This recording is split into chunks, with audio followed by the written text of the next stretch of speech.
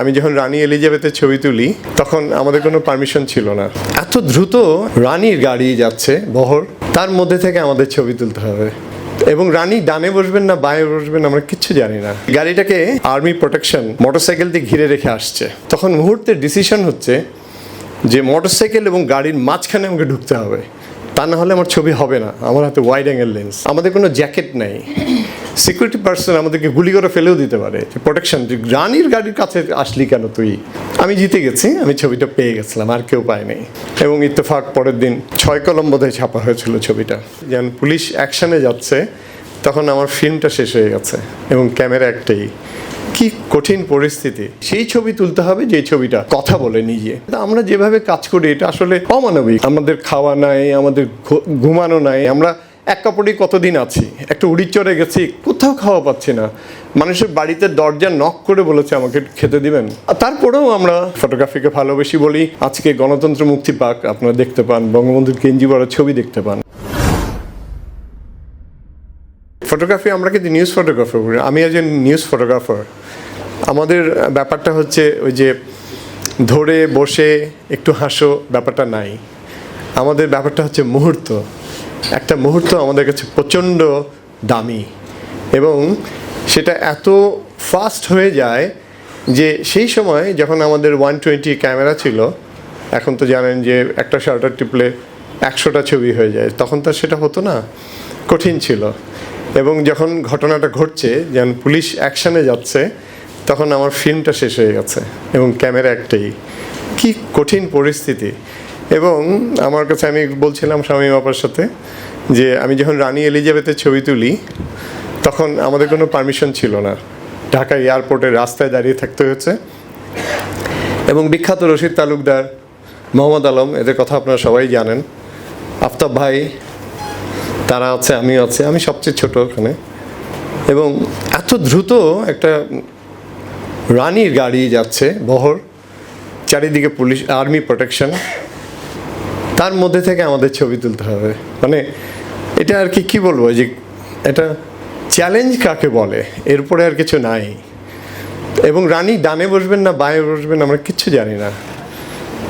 আমি আছি ডানে, রশিদ ভাই আছেন বাঁয়ে, আফতাব ভাই বাঁয়ে, মোহাম্মদ আলম ডানে।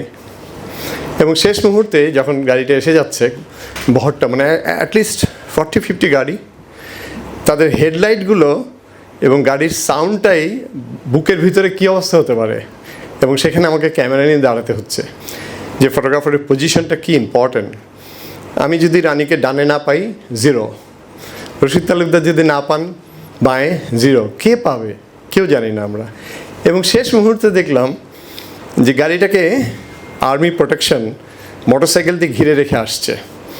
এখন আমার কাছে একটা ওয়াইড অ্যাঙ্গেল লেন্স লাগানো, আপনারা জানেন ওয়াইড অ্যাঙ্গেল সম্বন্ধে, টেলিলেন্স সম্বন্ধে, যে ওয়াইড অ্যাঙ্গেল আমাকে কাছে যেতে হবে এবং ফ্ল্যাশ ইউজ করতে হবে। রানী আছে বুলেট প্রুফ গাড়ির মধ্যে। তো ওই মোটরসাইকেল আসছে, তখন মুহূর্তের ডিসিশন হচ্ছে যে মোটরসাইকেল এবং গাড়ির মাঝখানে আমাকে ঢুকতে হবে, তা না হলে আমার ছবি হবে না। আমার হাতে ওয়াইড অ্যাঙ্গেল লেন্স। তারপরে আমি জানি না যে রিফ্লেকশনটা কোত্থেকে আসবে, গাড়ির গ্লাস থেকে আসবে। এবং তার চেয়েও বড় ব্যাপার হচ্ছে যে আমাদের কোনো জ্যাকেট নেই, সিকিউরিটি পার্সন আমাদেরকে গুলি করে ফেলেও দিতে পারে। প্রোটেকশন, যে রানীর গাড়ির কাছে আসলি কেন তুই? এত পরিস্থিতির মধ্যে দিয়ে আমাদের কাজ করতে হয়েছে। বা আমি জিতে গেছি, আমি ছবিটা পেয়ে গেছিলাম, আর কেউ পায়নি। এবং খুবই সুন্দর যে রানী হাত নাড়ছেন, গাড়ি যাচ্ছে। এবং ইত্তেফাক পরের দিন 6 কলম বোধহয় ছাপা হয়েছিল ছবিটা, হাফিজুর রহমান। তো আমরা এত খারাপ পরিস্থিতির মধ্যে কাজ করেছি। কিন্তু আবার যদি উল্টা দিকে ভাবি, সায়দা আপার কথা, উনি একজন মহিলা, আমরা পুরুষ, উনি মহিলা। তো পুরুষ মহিলা ব্যাপারটা এই জন্য বলছি যে আমাকে তো স্টেজ থেকে নামিয়ে দেওয়া হয়েছে, আমাদের সিনিয়ররা স্টেডিয়াম থেকে বের করে দিয়ে যাচ্ছে। আমি কোনো কাজ নেই, কেন ছবি তুলতে আসছি, এর প্রশ্নের সম্মুখীন হতে হয়েছে। কত খারাপ অবস্থার মধ্যে আমাকে কাজ করতে হয়েছে। তো উনি কি করে করছিলেন, আমার কাছে খুব জানতে ইচ্ছা করছিল এটা। সায়দা আপাকে যদি পেতাম তাহলে জিজ্ঞাসা করতাম যে আমাদের যে বড় ভাইরা আপনার সাথে কীরকম ব্যবহার করছিল। আমি জানি যে মহিলা হিসাবে একটু বাড়তি সুবিধা উনি পেয়েছেন, সেটা কতখানি। আমি একটা বঙ্গবন্ধুর ছবি তুলেছি, বঙ্গবন্ধু গেঞ্জি পরে বসে পাইপ টানছে। এত সিনিয়র ফটোগ্রাফাররা ছিলেন, তারা কেন এটা তুলতে পারেননি? আমি কেন 16 বছর 17 বছর ওই ছবিটা তুলেছি? এই জন্য যে কি গঞ্জনার সম্মুখীন হতে আমাকে হয়েছে। আমাকে বলা হয়েছে যে ছবিটা নেগেটিভটা হারিয়ে গেছে, আমাদের চুরি করেছে পাভেল রহমান। আমি কাঁদছি পর্যন্ত এক একদিন, এবং কতদিন ভেবেছি যে প্রফেশন এটা আমার জন্য নয়, আমার ফ্যামিলিও আমার পছন্দ করেনি এটা, তার মধ্যেও আছি। আমি যদি উল্টা দিকে ভাবি, সাইদা আপার কী অবস্থা হয়েছিল জানা খুব কঠিন, জানা যাবে না। ওনার ওইগুলো আমরা কেউ লিখি না, বলি না, আজকে কথায় কথায় বলতে হচ্ছে। কি পরিস্থিতিতে আমরা কাজ করি, যেখানে আমাদেরকে ওয়েলকাম করবে সেখানে আমাদেরকে বের করে দেওয়া হয়, স্টেজ থেকে নামিয়ে দেওয়া হয়, কঠিন অবস্থা। সাইদা আপা একটা ছবি আমার কাছে এত ভালো লাগে, বারবার চোখের সামনে ভাসে, যে আপনারা জানেন যে আমরা স্বাধীনতার জন্য যখন তৈরি হচ্ছিলাম, তখন আমিও ওই রেফ রাইটের মধ্যে ছিলাম। আমরা একটা জয় বাংলা বাহিনীতে ছিলাম, তখন আমার 14+ বয়স।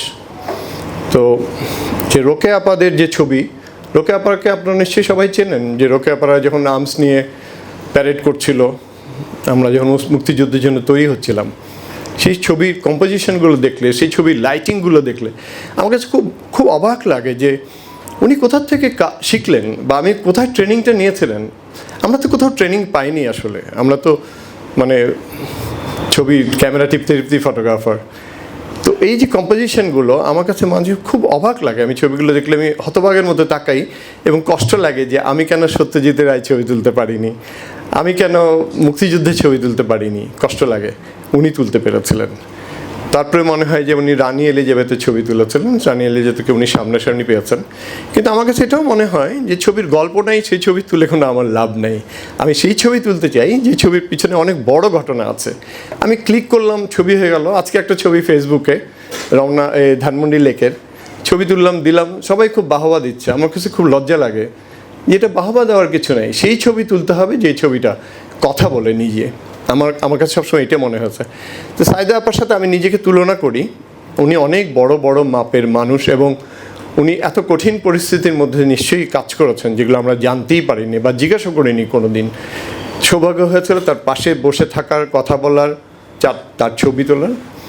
কিন্তু অনেক কথা জানা হয়নি, অনেক কথা জানা যায় না। যে অঞ্চল বলল যে আমরা যখন মরে যাব তখন আমরা অনেক বড় জায়গায় চলে যাব, কিন্তু যখন বেঁচে থাকবো তখন আর রশিদ ভাইকে নিয়ে এতবার লিখতে চেয়েছি, বা আলম ভাইকে নিয়ে এতবার লিখতে চেয়েছি, কিন্তু কাউকে নিয়ে লেখা হয়নি। এখন মারা যাওয়ার পরে কত কিছু মনে হয়, কতজনের কথা, কত কিছু ঘটনা। আমরা সারা পরিস্থিতিগুলো তো অন্যরকম, আমাদের ফটোগ্রাফারদের লাইফ অন্যরকম। আর ওই যে বলছিল কোথাও বেড়াতে যাওয়া হয়নি, আমার বউ সবসময় আমাকে বলে যে তোমার তো আসলে বিয়ে করা উচিত হয়নি।